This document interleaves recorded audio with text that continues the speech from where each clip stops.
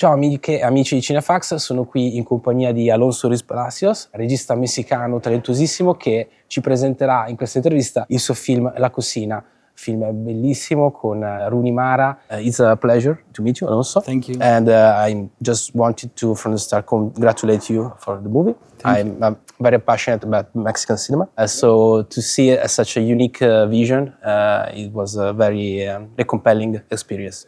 And since I saw the movie for the first time, I wanted to ask you if you happen to be alone in a cold, dark room and you have only one match.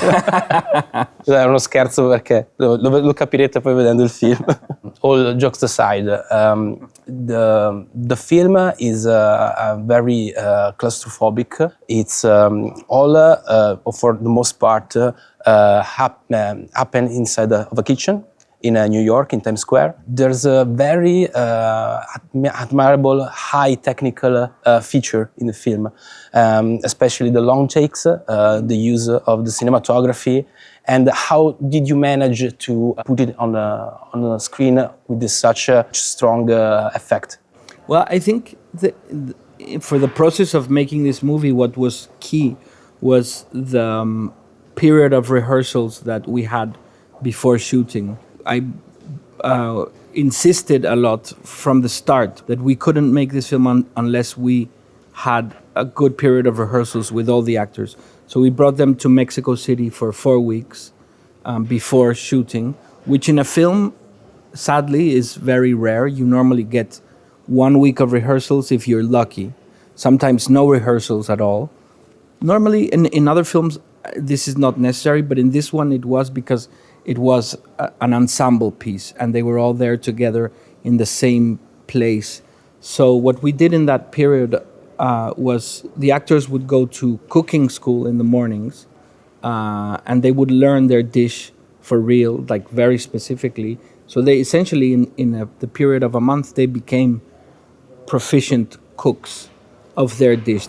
Everyone knew what their station was and what each ingredient was needed and how to handle them. And in the afternoons, we would improvise. We would do improvisations like theater. Everyone really knew who their character was, how they worked, what they did. There was a high level of knowledge about the world and their characters. So then it's much easier to play, to improvise, to change things, and that was important throughout the whole shoot. I kept changing things and trying new things, and even though I always come with a plan, I think my rule is not to follow the plan.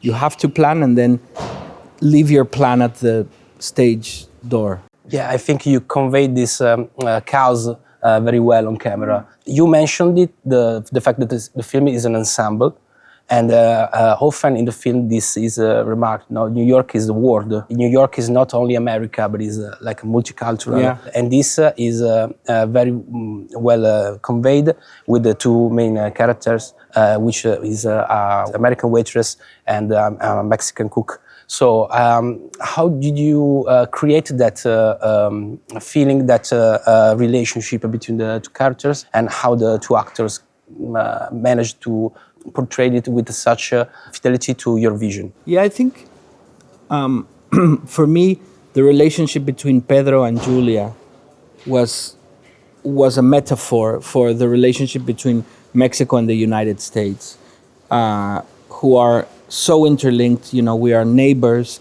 we are so dependent on each other, but there is a huge emotional gap between us that makes it hard to understand the other. I think Americans are fascinated with Mexico as Mexicans are fascinated with North Americans. That was, I think a lot of that was in the writing and rewriting to balance that out, to have them fight it out, to make up, to make love. There's a quote from Justo Sierra, who's one of Mexico's most important thinkers of the 20th century, who said, "I pity Mexico, so far from God, so close to the United States." And I think the film kind of reflects a little bit of that sentiment. And then for the actors, I think the thing was just to hire really good actors. That Rooney Mara wasn't available for the for the long rehearsal period. We could only rehearse with her a couple of times.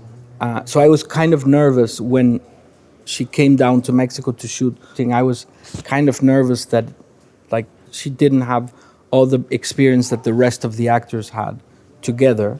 But as soon as I said action, she grabbed Pedro and kissed him, and like she broke all the nervousness because she's a real pro, you know. She really engages, and it's great. Yeah, she's an amazing actress, Yeah. and I imagine that with Raul you establish a professional relationship over the film that you shot together. Yeah, with Raúl, I already had a working relationship of a lot of trust. I know Raúl is a very brave actor. He's one of the most disciplined actors. He didn't know English before this part, and that was the only thing that kept me from hiring him. You know, I was like, I don't know if... and he said to me, listen, if you give me the part, I will learn English for you. And I was like, yeah, but we're 2 months away from the start of the shoot. He said, I'll fucking learn it. And he learned it. It was incredible to see how he really put his mind to it. One moment that had an impact on my viewing experience was the screensaver on the computer of the manager, Luis, which portrays the classical screensaver of Windows, with the labyrinth and the walls. Yeah. So more walls to the metaphoric one that you already explored in the film. So that the movie with that screensaver made it seem like it is in the 90s or in the 80s, but it has like a timeless quality to it. I think it conveys a universal message. There's a time capsule that you wanted to capture, or you wanted to make a universal movie?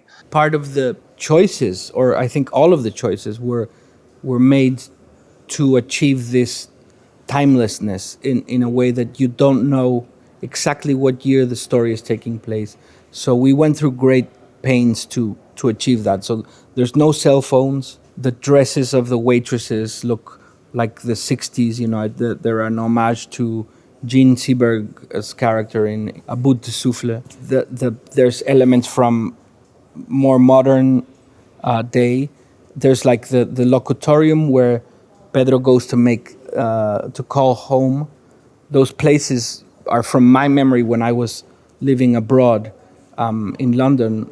You had those places where I guess now they would be like internet cafes, where people used to go to call home, and it was like its own time capsule. So yes, the film tries to confuse the audience as to when this is happening, so that you just accept it's happening, and it could happen today as the same as 50 years ago. And that's also part of the reason that we chose black and white, because I think black and white instantly makes you question if this is an image from the present or from the past. At Cinefax, we usually to inspire them, because we can only go so far with questions.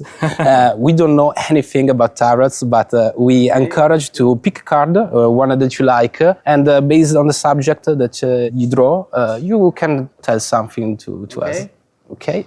The Lovers. Okay. This movie in La Cocina, it's the first time that I have made a love story. Well, actually, it's the second time, because a cop movie, my previous film, is a film about a couple who are both policemen. But there's something that I find strange in cinema, that I shy away from love stories, and I never knew why until I made La Cocina. In La Cocina, it was my chance to go, okay, I'm gonna write about love, about that kind of love, and I found that I hate romantic movies, and yet there are so many that are unforgettable, and so I think there's a side of me that wants to make a romantic comedy one day. Maybe it will be your next project. Maybe. Who knows? Who knows? Well, Alonso, thank you for your time and for the insights and for your beautiful movies. Thank you very much. Anche voi andate a vedere La Cosina, appena arriverà qua da noi in Italia, perché è un film bellissimo, pieno di spunti, che sicuramente vi dà tante cose di cui riflettere usciti dalla sala. Grazie ancora, Alonso. Thank you. Thank you very much. Thank you very much. Thank you.